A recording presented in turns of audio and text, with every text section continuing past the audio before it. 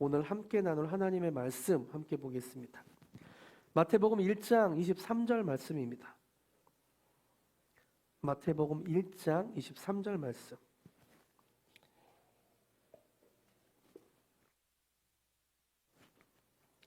말씀을 읽기 전에 제가 약간 감기 기운이 있어서 마스크를 일부러 쓰고 있습니다. 좀 전달력이 좀 약해도 양해해 주시고 집중해서 들어주시면 감사하겠습니다.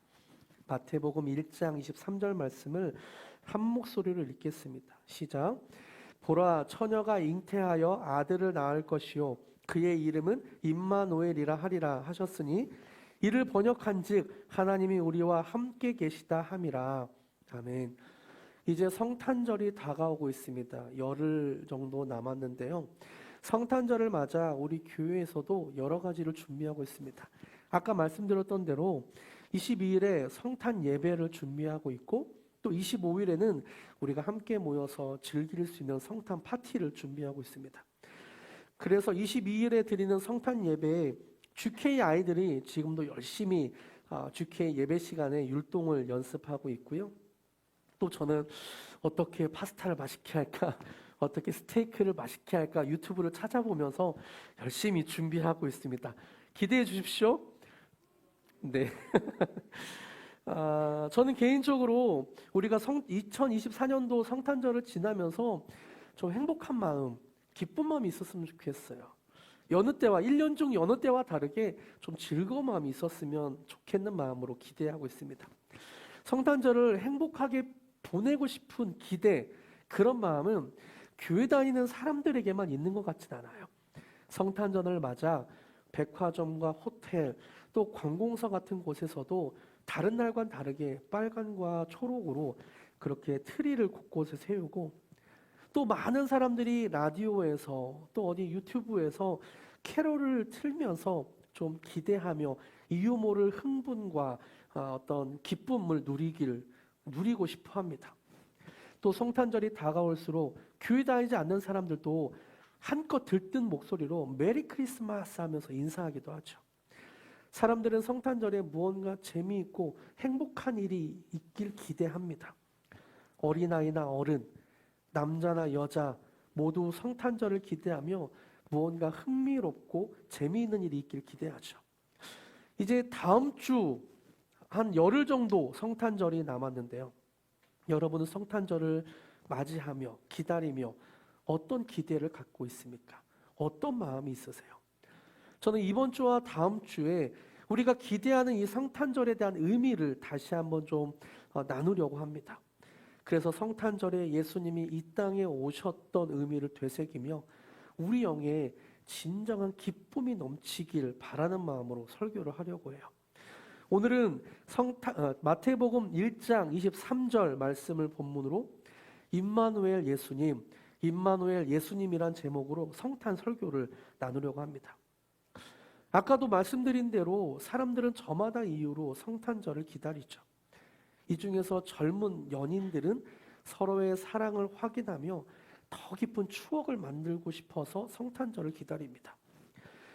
그러면서 화이트 크리스마스를 기다리며 만약에 화이트 크리스마스라도 되면 더 기쁜 마음으로 연인들을 그렇게 사랑을 더 추억을 나누고 싶어 해요.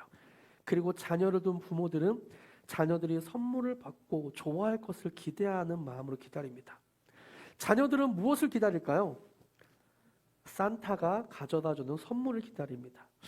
저는 왜인지는 모르겠지만 자녀들이 산타한테 받고 싶은 선물을 부모님한테 말하더라고요. 근데 하람이는 아직까지도 산타가 있다고 믿고 그 선물을 저한테 이야기합니다. 네, 어쨌든 그렇습니다. 자녀들은 부모님에게 선물을 이야기하면서 선물을 기다리죠.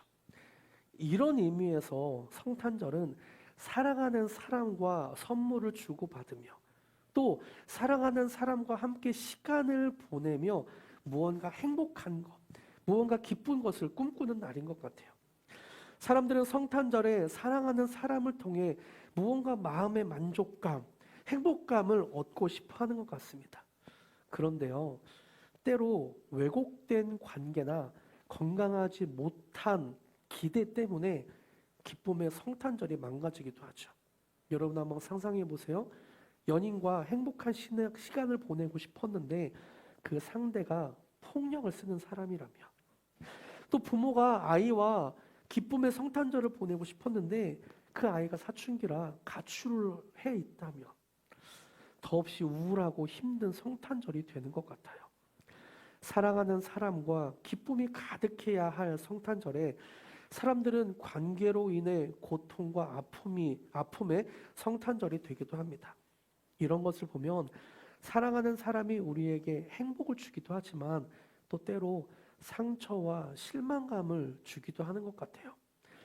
사랑하는 사람이 주는 행복감도 있지만 때로 사랑하는 사람 때문에 생기는 상처와 실망감도 분명 존재합니다. 그래서 사람에게 만족을 얻으려는 마음은 어딘가 불온전해 보이고 불완전해 보이는 모습 같아요. 상대를 통해 얻고자 하는 기쁨은 무언가 불완전해 보입니다. 왜냐하면 상대가 나의 기대나 나의 생각대로 되지 않기 때문이죠. 이런 것을 반증하는 우리나라 말들이 많이 있습니다. 남편은 남의 편을 뜻하는 것이다. 결혼은 해도 후회, 안 해도 후회한다. 그리고 사람들은 가정을 안식처로 기대하지만 때로 사람들은 전쟁터라고 말하기도 하죠. 이렇듯 사랑하는 사람은 우리에게 기쁨이 되기도 하지만 상처와 슬픔을 주기도 합니다. 어찌 보면 나이를 먹으면 먹을수록 이런 세상, 이런 사회를 더 여실히 느끼는 것 같아요. 사람과의 관계를 더 깊이 이해하게 되는 것 같습니다. 그래서 부부 사이가 시간이 지나면 지날수록 서로에게 맞지 않는 것을 더 많이 발견하게 되고 어떤 기대감 같은 것을 내려놓게 돼요. 상대를 통해서 내가 얻고자 하는 만족감, 기쁨을 많이 내려놓게 되는 것 같습니다. 또 사춘기 자녀를 키우시는 분들은 이런 말을 많이 하죠. 내 뜻대로 안 돼. 자녀는 내 마음대로 안 되더라. 그 말의 뜻은 무엇이냐면 자녀들에게 기대하며 기쁨을 어떤 그런 것들을 얻기를 원했지만 돌아오는 것은 실망과 아픔뿐이더라. 그래서 내 마음대로 안 되더라. 그런 자조 섞인 말을 하는 거죠. 세상을 살아가다 보면 우리가 깨닫는 것은 내 마음대로 안 되는구나. 사람에게 기대하는 마음이 오히려 곧 실망으로 돌아올 수 있다는 것을 깨닫게 됩니다. 이렇게 사람들이 우리를 실망시킬 때 할 수 있는 반응이 4가지가 있다고 그래요. 첫 번째는 우리를 실망시킨 그 대상을 탓하는 거죠. 저 사람 때문이야. 당신이 내 결혼 생활을 망쳤어. 당신이 나의 어떤 회사 생활, 교회 생활을 망쳤어. 너 때문에 내가 불행해. 상대방이 나를 실망시킬 때 상대방을 탓하는 게 첫 번째 반응입니다. 두 번째 반응은 자신을 탓하는 거예요. 난 실패자야. 나는 잘못했어. 나 때문에 내가 불행해졌어. 내 결혼, 내 가정은 망했어. 나한테 문제가 있어. 이렇게 자기를 혐오하며 그렇게 살아갈 수도 있어요. 그리고 다른 사람에게 실망일 때 세 번째 반응은 세상을 탓할 수도 있습니다. 사회 시스템에 문제가 있어서 그래. 세상이 잘못되었기 때문에 내가 불행한 거야. 집값이 안정되면 내가 뭔가 만족이 있을 텐데 사회 구조가 그렇게 만들어서 내가 불행한 거야. 이렇게 말하는 사람들을, 세상을 탓하는 사람들은 다른 사람에게 점점 냉소적이게 되고 또 그 마음은 완고해져요.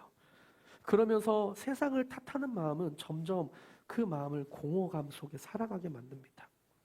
그리고 다른 사람에게 실망할 때 반응하는 네 번째는 자신의 부족함을 인정하고 절대자인 하나님을 의지하는 것도 있습니다. 사람에게 기대하다 실망한 그 마음을 그대로 인정하고 자신의 부족함을 그대로 인정하고 진정한 만족과 평안의 근원이신 하나님께 그 마음을 드리는 거죠. 사람에게 기대하며 사람에게 안정과 만족을 얻으려 했던 마음을 내려놓고 하나님을 의지하는 네 번째 방법도 있습니다. 오늘 본문인 마태복음 1장 23절에서 우리를 절대로 실망시키지 않으시는 신실하신 하나님이 이렇게 말씀하세요. 사람에게 실망하는 마음이 커서 기대조차 말라버린 사람들에게 향해 하나님은 말씀하십니다. 같이 한번 읽어볼까요? 시작. 보라, 처녀가 잉태하여 아들을 낳을 것이요 그의 이름은 임마누엘이라 하리라 하셨으니 이를 번역한즉 하나님이 우리와 함께 계시다. 저는 이곳에 한 단어로 더 넣었으면 좋겠어요. 이를 번역한즉 하나님이 우리와 항상 함께 계시다 함이라. 처녀가 잉태하여 아들을 낳을 것이요 그의 이름은 임마누엘이라 하라. 이를 번역한즉 하나님이 우리와 항상 함께 계시다. 하나님은 우리와 영원한 사랑, 완전한 사랑을 나누기 위해 이 땅에 예수님을 보내셨습니다. 그리고 그 이름으로 너가 언제나 어디서나 내가 너와 함께 있을게, 항상 함께 있을게 라고 약속하셨습니다. 하나님이 우리와 함께 계시다는 것이 어떤 의미일까? 하나님이 우리와 함께 있다는 것이 어떤 의미일까요? 어떤 사람은 하나님이 함께 있다는 것이 좀 부담스럽다고 하기도 해요. 왜냐하면 하나님이 항상 나를 지켜보시는 것이 죄를 지을 수도 없고 내 마음대로 살아갈 수 없기 때문에 좀 부담스럽다라고 생각하는 사람들이 있어요. 그런데 항상 하나님이 나를 지켜보고 있기 때문에 내 사생활이 없어진다고 말하는 사람들도 있죠. 그런데요, 여기서 말하는 하나님이 우리와 함께 계시다는 말씀은 어떤 우리가 사고하는 불완전한 사랑, 불완전한 어떤 기대감의 모습이 아닙니다. 완전하신 하나님의 사랑이 완전한 은혜로 우리와 함께 하시겠다는 의미이죠. 사실 죄인인 인간은 거룩하신 하나님과 함께 할 수 없었어요. 인간은 하나님과 함께 할 수 없었기 때문에 이 세상을 살아가면서 시련의 아픔, 상처 이런 것으로 가득한 세상을 살아갈 수밖에 없었습니다. 그래서 하나님은 죄인인 우리가 거룩하신 하나님과 완전한 그 사랑, 완전한 그 하나님과 함께 할 수 있는 길을 여셨죠. 하나님은 우리가 하나님께로 올라갈 수 없는 것을 아시고 이 땅으로 내려오셨습니다. 하나님은 친히 오셔서 우리와 함께 있어 주시겠다고 말씀하고 있는 거예요. 너의 불완전한 모습을 내가 알아. 내가 너와 함께 있을게. 완전한 사랑으로 덮어줄게. 너의 마음에 불완전한 모습이 있는, 불완전한 기대감이 있는 걸 알아. 내가 완전한 만족감으로 채워줄게 라고 하면서 이 땅에 오신 거죠. 그래서 성탄절은 우리에게 사랑과 행복이 가득한 것을 알려주는 날입니다. 예수님이 태어나셨다는 날은 거룩하신 하나님이 죄인인 인간과 언제 어디서나 함께 하시겠다는 어떤 선전포고와 같은 거예요. 하나님은 성탄절을 통해 온 세상에 하나님의 사랑과 행복이 우리에게 있다고 선전포고하고 있는 거죠. 제임스 패커라는 신학자는 하나님을 아는 지식이라는 책에서 이것을 이렇게 설명하고 있어요. 같이 한번 읽어볼까요? 제임스 패커의 말입니다. 시작. 하나님이 인간이 되셨고 신의 아들이 유대인이 되셨다. 전능자가 무력한 인간 아기로 지상에 나타나셨다. 할 줄 아는 일이라고는 누워서 말똥말똥 바라보며 꼼지락거리고 소리를 내는 것뿐이었다. 다른 모든 아기처럼 누가 먹여주고 기저귀를 갈아주고 말을 가르쳐야 했다. 하나님의 아들이 자신을 비우고 가난해지셨다는 것은 영광을 버리셨다는 뜻이다. 그분은 자원하여 자신의 권력을 제한하셨고 고생과 외로움과 냉대와 악의와 오해를 받아들이셨고 마침내 고뇌에 찬 죽음을 당하셨다.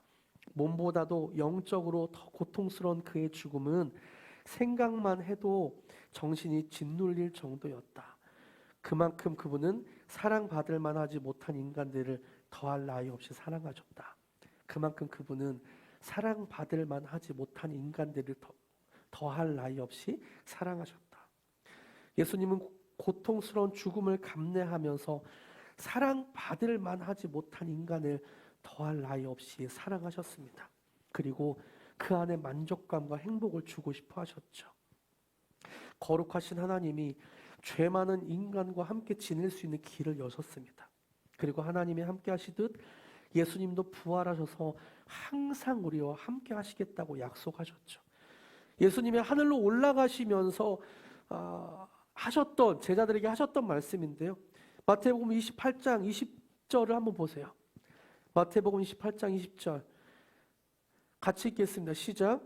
내가 너희에게 분부한 모든 것을 가르쳐 지키게 하라. 볼지어다 내가 세상 끝날까지 너희와 항상 함께 있으리라. 내가 세상 끝날까지 너희와 항상 함께 있을게. 예수님이 말씀하신 너희와 항상 함께 있을게, 이 말씀은 내가 너희를 감시할 거야. 너는 나 없이는 안 돼. 나는 너를 의존해. 너는 나를 의존해야 돼. 라는 그런 불완전한 사람의 말이 아니에요. 예수님은 세상 끝날까지 너희와 항상 함께 있을게. 나의 능력과 나의 권세와 이런 모든 것이 너희 안에 있을 거야. 라는 어떤 확신 있는 약속, 권세와 능력을 너에게 주겠다라는 어떤 약속인 거예요. 사람들이 주는 사랑은 때때로 식기도 하고 실망시킬 일도 많습니다. 하지만 신실하신 예수님이 주시는 사랑은 상처와 아픔을 끌어안으시고 위로하시는 완전한 사랑인 것을, 사랑을 나타내 주십니다. 예수님은 우리의 죄값을 치르고 인류와 그분 사이에 있는 장벽을 허물으셨으며 우리와 함께 하시기 위해 이 땅에 오셨습니다. 예수님은 말 그대로 하늘과 땅을 가르고 지극히 높은 곳에서 몸을 낮추어 한없이 낮은 이 땅에 오셨습니다. 지금까지 저는 성탄절의 관계 안에서 행복해지기를 바라는 마음의 한계를 여러분에게 말씀드렸어요. 그런데요, 이 마음을 자세히 들여다보면 인간의 한계라고만 표현하기엔 애석한 부분이 있습니다. C.S. 루이스는 순전한 기독교라는 책에서 인간의 이런 마음, 사람을 통해서 어떤 만족감을 얻고 싶은 그 마음을 이렇게 표현했어요. 제가 읽어드릴게요. 자기 마음속을 정말 들여다볼 줄 아는 사람이라면 거의 누구나 알겠지만 우리는 이 세상에서 얻을 수 없는 뭔가를 간절히 원한다. 세상의 온갖 것이 당신에게 그것을 주겠다고 약속하지만 결코 그 약속을 지키지 못한다. 처음 사랑에 빠지거나 처음으로 외국을 떠올리거나 흥미로운 과목을 처음 접할 때 우리 안에 일어나는 동경이 있다. 그런데 그 동경은 결혼이나 여행이나 학업으로도 절대 채워질 수 없다. 지금 나는 결혼이나 휴가나 학문적 직업이 잘 안 풀릴 경우를 말하는 게 아니라 달성할 수 있는 최고의 경우를 말하는 거다. 동경의 첫 순간에는 잘 필 듯 하다가 현실 속에서 바로 사라져버리는 뭔가가 있다. 무슨 뜻인지 다들 알 것이다.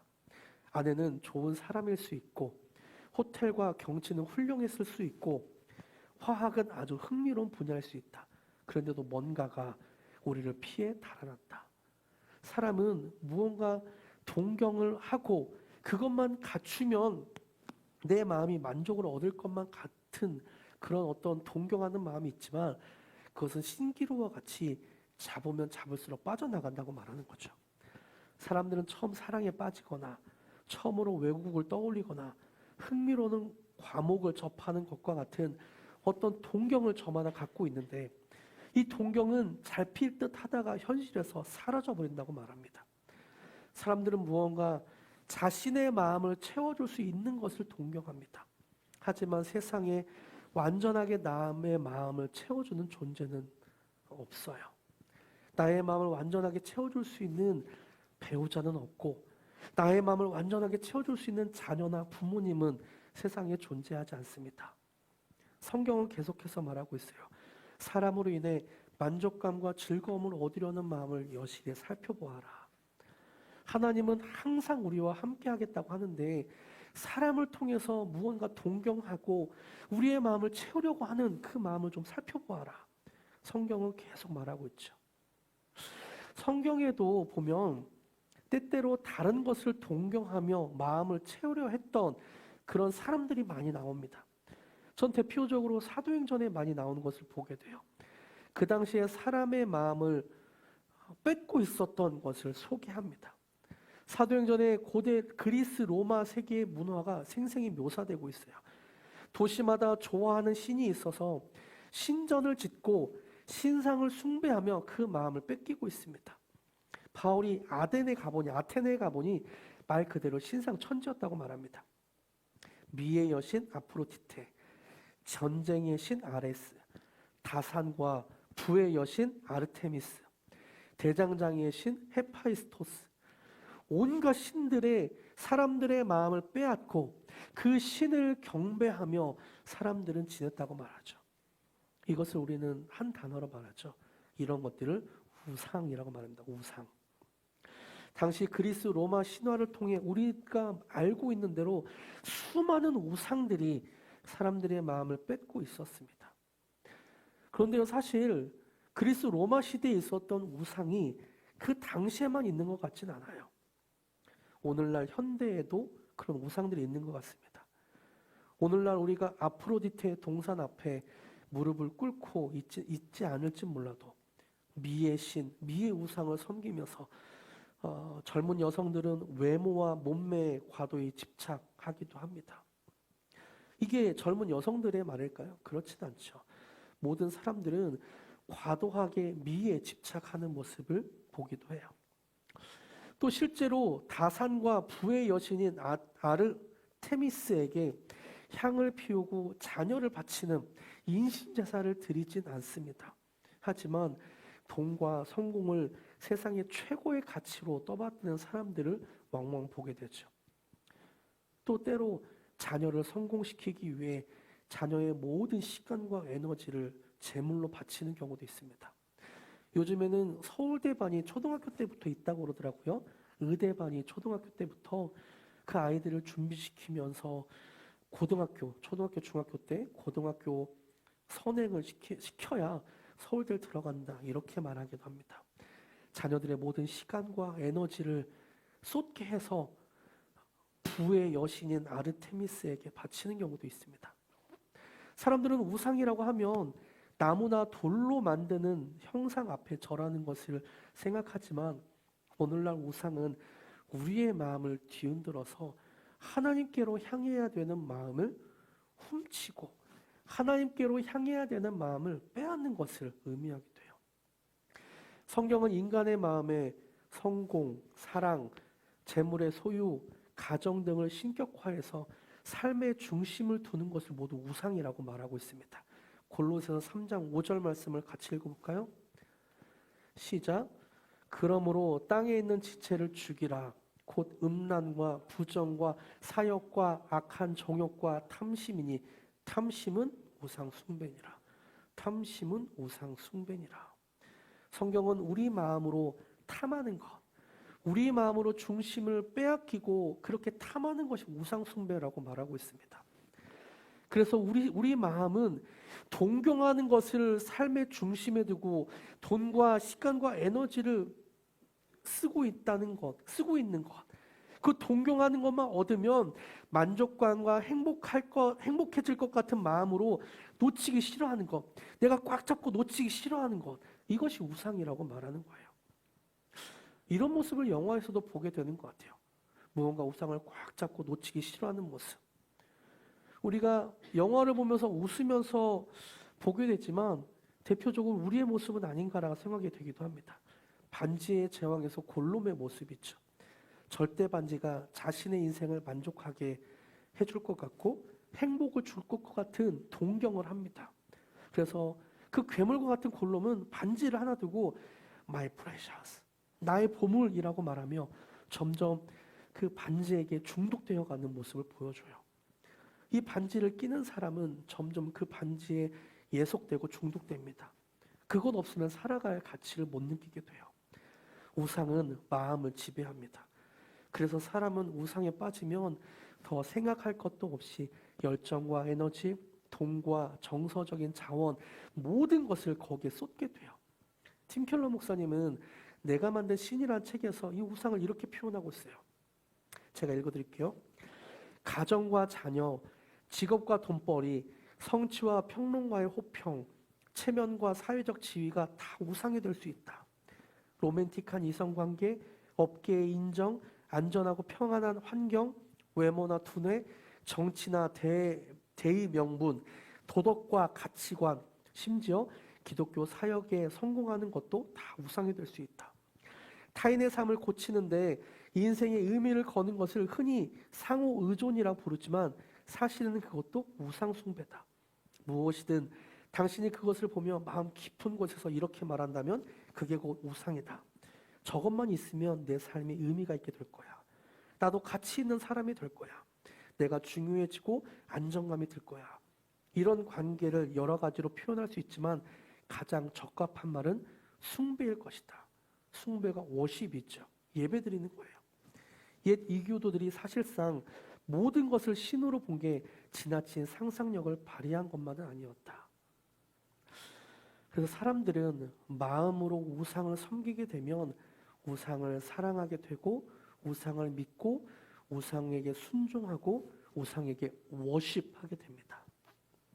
우리가 사랑해야 할 대상은 하나님이어야 하는데 하나님보다 다른 것을 더 갈망하고 즐거워하게 되죠.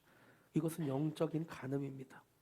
성탄절에 연애하는 청년들이 자신의 사랑을 확인하고 싶어서 육체적인 관계를 하면서 즐거워하는 것은 마음을 뺏겨서 숭배하는 행위인 거예요. 이런 사람들을 향해 하나님은 출애굽기에 분명하게 말씀하고 있습니다. 20장 2절부터 5절까지 같이 읽어볼까요? 세상을 숭배하며 워십하는 사람들에게 하나님은 말씀합니다. 같이 읽겠습니다. 시작. 나는 너를 애굽 땅 종되었던 집에서 인도하여 낸 내 하나님 여호와니라. 너는 나 외에는 다른 신들을 내게 두지 말라. 너를 위하여 새긴 우상을 만들지 말고 또 위로 하늘에 있는 것이나 아래로 땅에 있는 것이나 땅 아래 물속에 있는 것에 어떤 형상도 만들지 말며 그것들에게 절하지 말며 그것들을 섬기지 말라. 나 내 하나님 여호와는 질투하는 하나님인즉 나를 미워하는 자의 죄를 갚되 아버지로부터 아들에게로 3, 4대까지 이르게 하거니와. 하나님은 말씀하시죠. 나는 내 하나님 여호와이다. 나는 내 하나님 여호와이다. 너는 내게 속했다. 너는 나 외에 다른 신들을 내게 두지 말라. 하늘에 있는 것이나 땅에 있는 것이나 너의 마음을 뺏기지 말라. 라고 분명히 말씀하고 있습니다. 말씀은 맺겠습니다. 우리는 인생을 살다 보면 여러 가지 상황에서 기다리는 상황이 있습니다. 엘리베이터 버튼을 누르고 엘리베이터가 도착하길 기다리죠. 운전을 하다가 신호에 차가 멈췄으면 신호가 파란불로 바뀌길 기다립니다. 또 식당에서 음식을 주문하고 배고픈 배를 움켜쥐고 음식이 나오길 기다리기도 하죠. 또 가장 쉽게 컵라면에 뜨거운 물을 붓고 3분이 지나길 기다리기도 합니다. 그 기다림이 간절하면 간절할수록 기다림의 결과를 맞이하고 싶은 것이 인간의 마음이에요. 기다림이 간절하면 간절할수록 더 큰 감동과 기쁨으로 다가오게 됩니다. 수험생이 고3이 뭐예요? 고등학교 동안 굉장히 고생하면서 공부했다면 대학 입시 합격 발표가 더 간절하게 기다려지는 것 같아요. 이제 열흘 앞으로 성탄절이 다가왔습니다. 여러분은 다가온 성탄절을 어떤 마음으로 기다리고 있습니까? 사진을 한 점 보여주시겠어요? 방송실에서. 제 편에서 왼쪽, 여러분 편에서 왼쪽이네요. 왼쪽에서 보면 어린 아기가 말 구유에 놓여서 울고 있습니다. 아기는 태어나서 우렁차게 울죠. 근데 예수님이 이렇게 태어나신 이유, 이렇게 울면서 태어나신 이유가 오른쪽을 하시기 위함이죠. 면류관을 쓰시고 인류의 죄를 위해 그렇게 울부짖으면서 죽어가기 위해 이 땅에 오셨습니다. 이 그림은 성탄절의 진정한 의미를 설명해 주는 그림인 것 같아요. 성탄절 시즌은 가시면류관을 쓰기 위해 예수님이 이 땅에 오신 날입니다. 우리가 함께 성탄절을 기다리고 있습니다. 열흘 남짓 남았는데요. 우리가 성탄절을 기다리는 이유가 무엇입니까? 우리가 기다리는 성탄절은 단순히 선물을 주고 받는 날이 아니고 캐롤을 듣고 성탄 트리를 보며 설레는 날이 아닙니다. 사랑하는 사람과 함께 시간을 보내며 그 마음을 뺏기는 날이 아니에요. 나의 죄를 위해 이 땅에 오신 예수님을 기억하는 날입니다. 죄로 인해 하나님과 단절되었던 우리를 구원하기 위해 예수님이 이 땅에 오신 날이에요. 우리 안에 만족과 사랑을 주겠다라고 선전포고하신 그 하나님을 기억하는 날입니다. 그래서 성탄은 기쁨의 좋은 소식이 하늘에서부터 울려 퍼진 날입니다. 이 기쁜 소식, 좋은 소식이 우리에게 큰 위로와 기쁨의 좋은 소식을 축복합니다. 아까 함께 찬양한 사랑이 오셨네를 다시 한번 좀 고백하며 찬양하기로 원해요.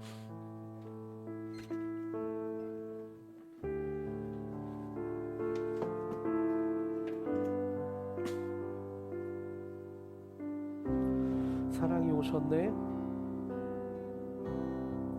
사랑이 오셨네. 어둠에 갇힌 우리에게 빛으로 오셨네. 온 세상 구주 나셨네.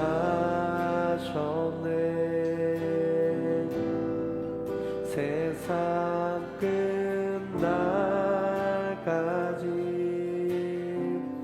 우리와 함께 하시려.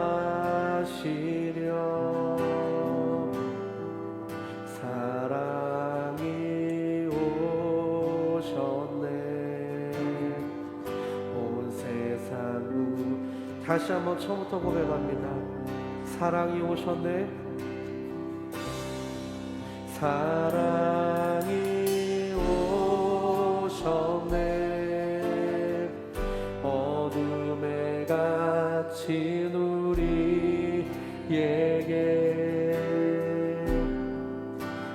빛으로 오셨네. 온 세상 구주 나셨네. 세상 끝날까지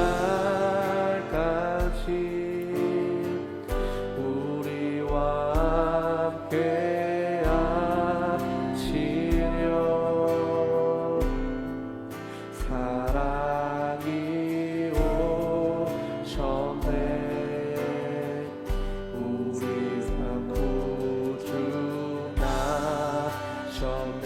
하늘의 영광 하늘의 영광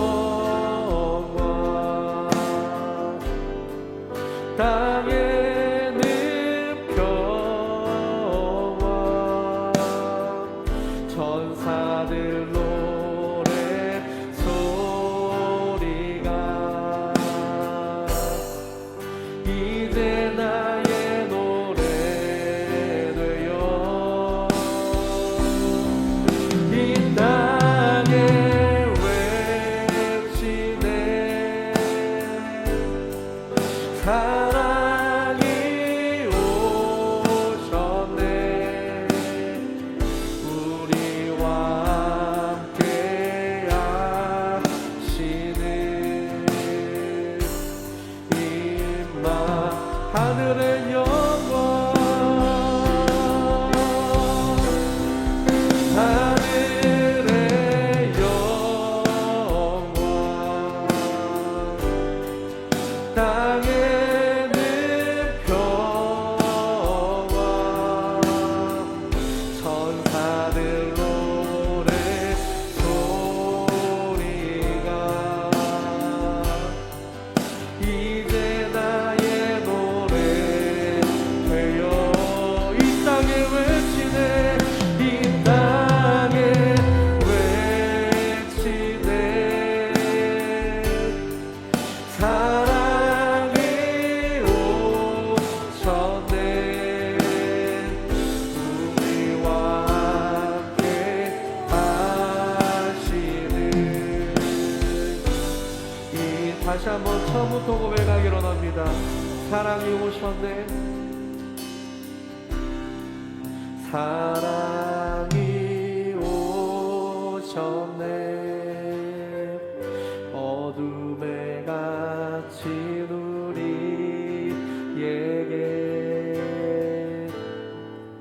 빛으로 오셨네.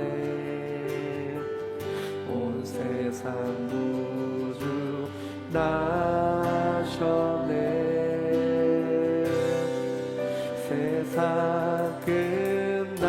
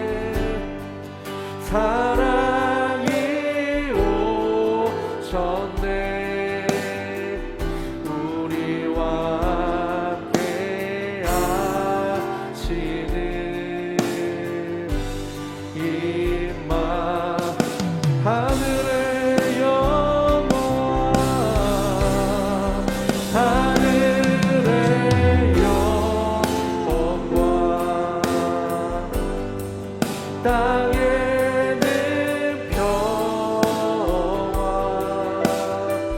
천사들로 내 소리가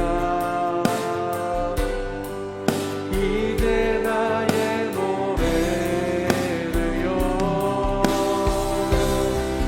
이 땅에 외치네 사랑이 오셨네 우리와 함께 하시는 임마누엘 함께 기도하기로 원합니다. 반주는 좀 계속 해주시고요. 우리 안에 혹시나 하나님으로 인하여서 마음을 가득 채워야 하는데 하나님을 사랑해야 하는데 다른 것에 마음을 뺏겼던 것들이 있다면 솔직하게 예수님께 회개하며 나아갑시다. 로마 시대에 수많은 신들을 섬기며 자기 마음을 채우려 했던 그 어떤 동경했던 그런 모습이 나의 마음에도 있었다면 그것을 회개합시다. 그리고 예수님 2000년 전에 이 땅에 어린아기의 모습으로 오셨던 것처럼 우리의 삶에도 오시옵소서. 예수님 우리를 다스려 주시옵고 성탄절을 기다리며 우리가 정말 주님 안의 만족과 기쁨을 얻게 하여 주시옵소서. 이렇게 함께 기도하기를 원합니다. 함께 기도하시겠습니다. 하나님 우리가 주님 앞에 나아갑니다. 주님 우리의 마음이 주님을 인하여서 더 채워지기 원합니다. 하나님 사랑이 오셨는데 그 예수님을 바라보며 우리의 마음이 다른 것으로 동경했던 것들을 내려놓고 회개하고 그리고 정말 하나님으로 인하여서 예수님으로 인하여서 우리의 마음이 채워지게 하여 주시옵소서. 주님을 더 사랑하기 원합니다. 우리가 주님 앞에 나아가기 원합니다. 주님 이 땅에 오셨던 것처럼 우리의 삶에도 와주시옵소서. 2000년 전에 죄를 구원하기 위하여서 이 땅에 오셨던 것처럼 우리의 죄된 마음에도 찾아와 주시옵소서. 그래서 우리를 구원하여 주시옵소서. 예수님이 우리를 다스려 주시옵소서. 2000년 전에 아기 예수님으로 이 땅에 태어나셨던 것처럼 우리의 마음에도 죄된 마음에도 찾아오셔서 우리를 구원하여 주시옵소서.